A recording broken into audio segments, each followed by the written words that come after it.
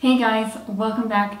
As you can see right now, I do not have a shredder and a printer anymore. The printer's in the closet, the shredder was sold, and you do not need an electric shredder for a home office for the most part. You can use a scissors. There's also a shredder scissors, and then there's a manual crank shredder, which is only $10 on Amazon. So it is great for a compact office. What I do is I'm a court reporter and I write on this machine, so we call it machine shorthand, and there are 13 consonants and 4 vowels. And with just 13 consonants and 4 vowels, I can write any sound in the English language.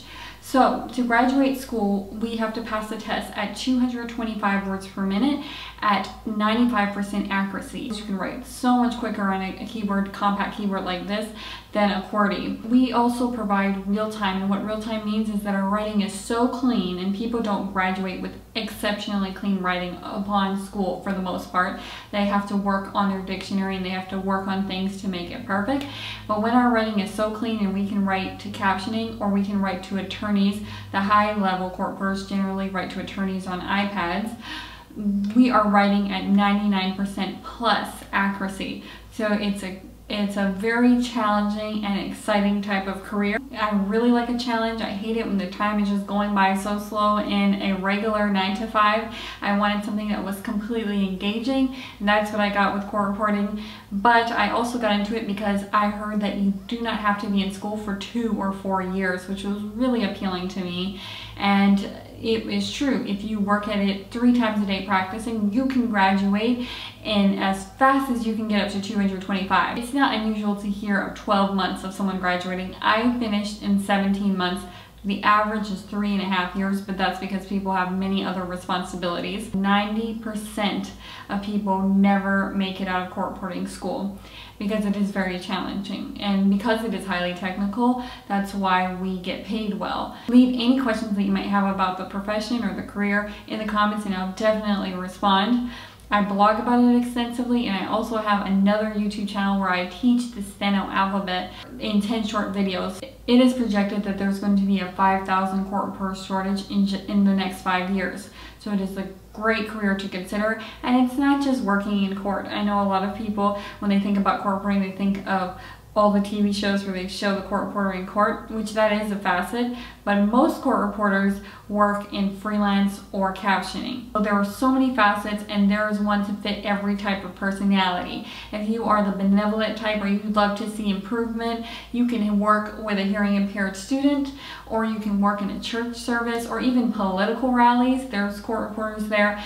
And if you're like me and you like to stay home, there's radio, which is what I do, and then there's captioning.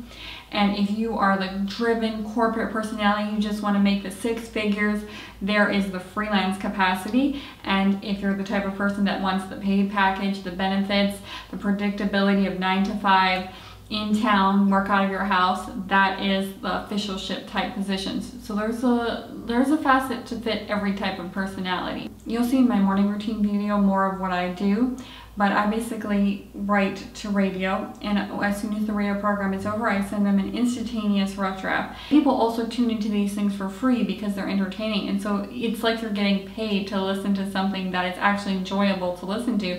So time flies by, not just because it's challenging, because it's real time, and you have to, the English is coming up and you're putting all of the paragraphing and all of the punctuation and deciphering context as things are moving quickly. Not only is it challenging, but it's also very engaging. Sometimes court work or freelance work can go really slow at times, but TV and radio, they always have to fill a certain slot, so they're moving quickly. So I'm hoping that if you're looking for a career change or you just graduated high school, that you will consider this. If you're really good at English or typing, it's definitely something you should consider.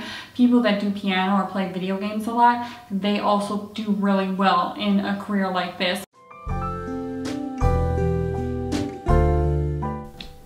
So this is where I do all of my work, and as you can see, it is completely set up for paper because I haven't cleared out my desk yet since going paper free. Clock and the date and a few pieces of decor that I might eventually move, but this is where all the magic happens. So I'll show you in after. I am going to clear it now that there's many things I don't need.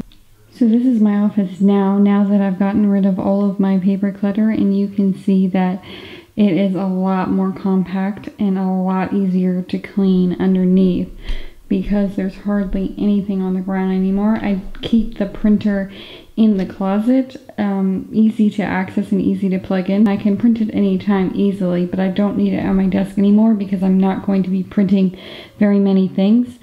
The cords are way easier to hide since they all are on the top of the desk now.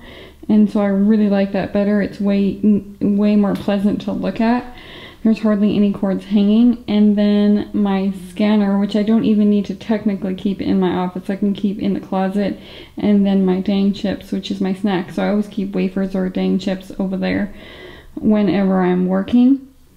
And so now you can see it will be so easy to clean up everything because it's so much more minimal. And because I rarely have any paper, I don't need hardly any office supplies. I just have a pencil right there, and then I have Q-tips and a leaf since I get migraines. I do have a pen in my mail center that I have one container that I pull out with my stamps and my envelopes, but I do not keep that in my office. But I really like it like this. I will have a to-do list as well. I will have a to-do list post-it note on my desk so that I can write things as they come up on my job or as I remember things that I have to do.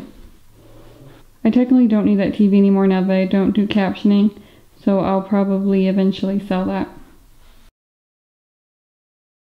And there you can see my machine, my cat's paw. So I hope that this inspires you to try to minimize your paper clutter as much as possible. I've gone from having file cabinets and printer and shredder and a bunch of other things. Never had CD-ROM or fax machine, but I had many things.